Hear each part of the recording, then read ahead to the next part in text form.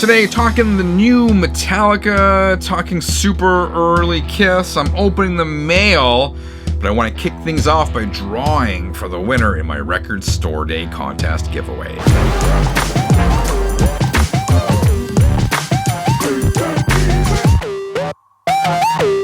This contest was a pretty big deal. I teamed up with Craft Recordings to give away every single record Craft Recordings had this past Record Store Day.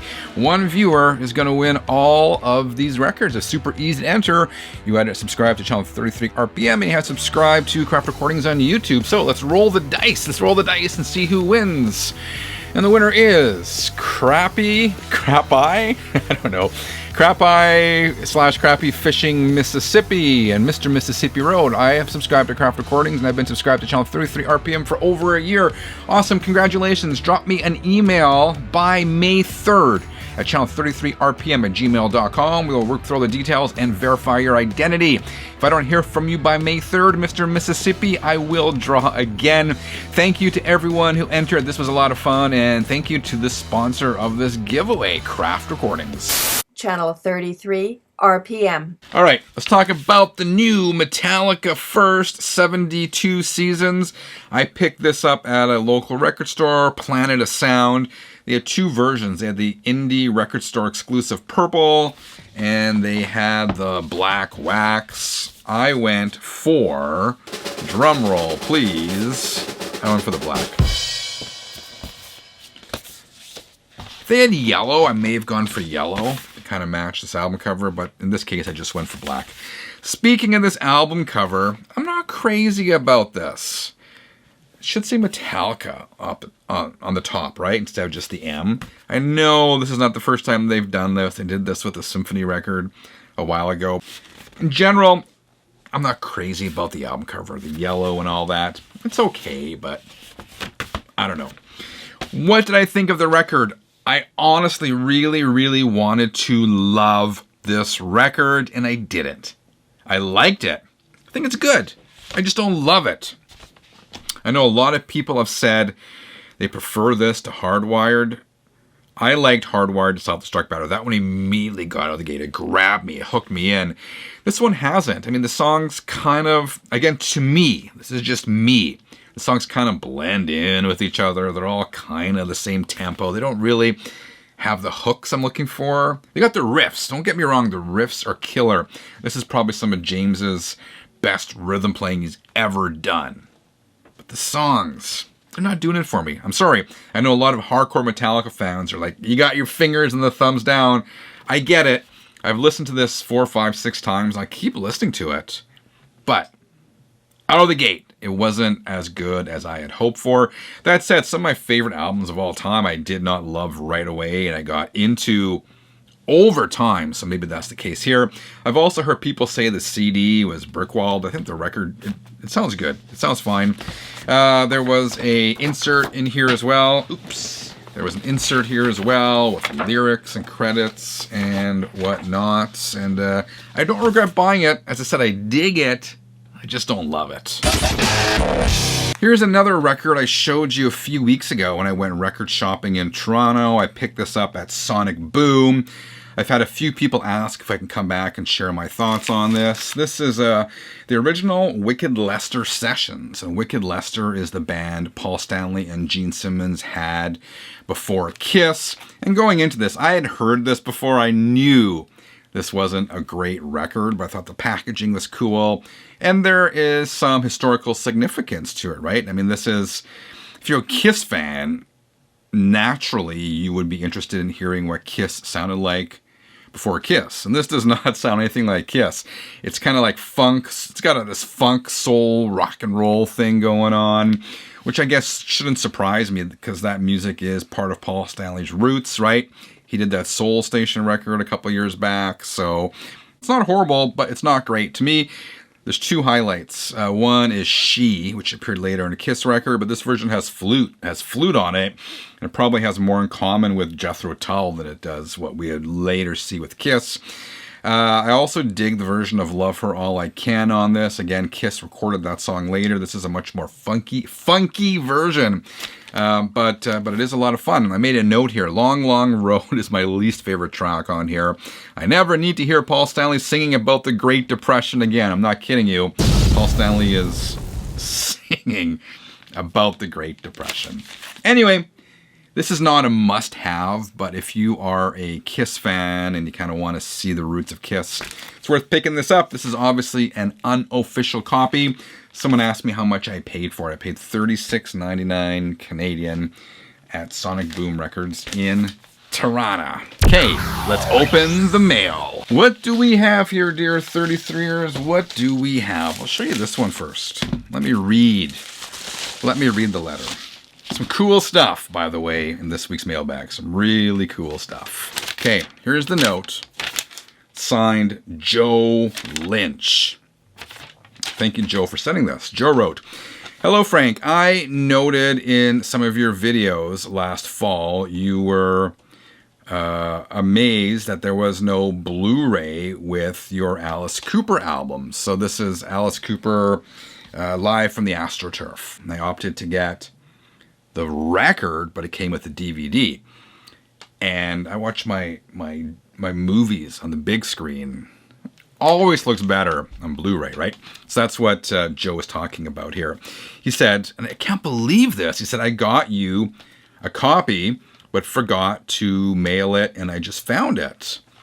Sorry for the delay. Joe, thank you. Nothing to be sorry for, man. Thank you for sending this. That's super generous. I can't believe the generosity of some people. That's amazing.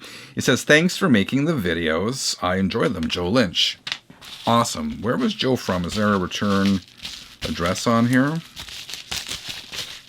No. I don't even see a return address. So, thank you, Joe. This blew my mind. I went to the P.O. box and I picked this up and I opened it. I was like, wow. Amazing. Here it is. If you haven't heard this or seen this, this is basically the original Alice Cooper band reformed. It was back in, do I have a date on here? I believe it's 2015. It's the original Alice Cooper band, minus, of course, Glenn, who died in 1997. I'm going to use an overused expression here and say just there's a magic with that band, but there really is. It sounds so phenomenal. What do they play on here? They do A Caught in a Dream. Michael Bruce does vocals on that one. Then Alice comes out. They do Be My Lover, I'm 18, Is It My Body, No More Mr. Nice Guy, Under My Wheels, School's Out. And then they do an encore of Elected. And the same songs on the Blu-ray. There's a mini documentary. The Blu-ray looks amazing. So thank you so much for sending this. There was no need, but I absolutely love it. What do we have here? This comes from Alex Stangle. I hope I got it right this time, Alex. Alex sent me something before, and I butchered his name, and I apologize profusely for that. I called him Alex Strangle. It's not Strangle. Alex Stangle. Hi there. I'm Alex Stangle, singer-songwriter, Taxi Driver Records. I'll talk about his CD here in a second. I was super impressed with it. But let's look at the note first. So it says, Hi Frank, last summer I sent you the Strobic Axe, Bamboo, and The Nation vinyl. Yes, you did. Thank you. It says, well, I finally got it together and had a CD printed of my solo music. Find enclosed east side of nowhere. As I mentioned before, I've been a songwriter since 1978. It's been quite the artistic journey. I hope you find some time to check out my CD, and I hope you enjoy it. Yes and yes.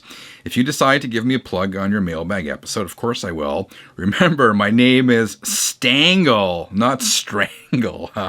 I'm sorry, Alex. He says, I continue to enjoy your show every week. My videos are on YouTube, so I'm going to leave a link to his videos below this video so you guys can check it out.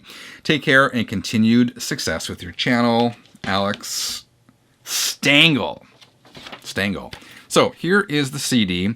I listened to it a few times. I made notes. I always make notes. That's the way you got to do it. I listen to it and I make notes.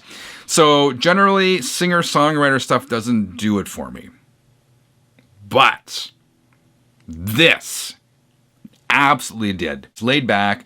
It's acoustic. Alex does vocals, bass, harmonica. Definite nods to Dylan, Neil Young. It's got kind of that rock, country, folk thing going on. It actually reminds me of an album I picked up recently from Jesse Malin, which he did with Lucinda Williams. And Jesse's like this New York hardcore guy turned into this acoustic singer-songwriter. And that's kind of what this reminds me of. Produced very well. I was impressed. The packaging is very nice. And Alex is from Ontario here in Canada. So I urge you to check this out because it's worth your time, definitely. So Alex, thank you very much for saying this, man. I appreciate it. I'm going to keep listening to this and keep producing the great music. And what do we have here? So let me read you the note. This is from Robin Jordan, who lives in Saskatoon, Saskatchewan, in Canada. It says, "Hi Frank, I hope you are well." I definitely am, man. I hope you are too. He says, "I really enjoy your channel and thought I'd pass some recent music I've done along to you on the chance you may want to listen. Being from Saskatoon and roughly the same age, we probably share similar taste in music, absolutely, and have maybe even played at the same bars on the prairies. Perhaps we have." He says, "These tunes were written and recorded by me in my basement studio, which looks shockingly like your music room." Awesome. And I often found myself tuning into your channel as I wound down for the night. Thanks for the entertainment and honesty in the channel. I appreciate it. Thank you, Robin. I appreciate you watching the vids, man. He says, "I've played in bands and written music my whole life." He says this album is more commercial. Shows the more commercial slant to my writing. I learned a lot and can honestly say that I like all 6 songs on here, as do I. He says you can also find my stuff on Bandcamp, YouTube, Spotify, and Apple if there are any curious listeners. So I'm gonna leave links to all that stuff.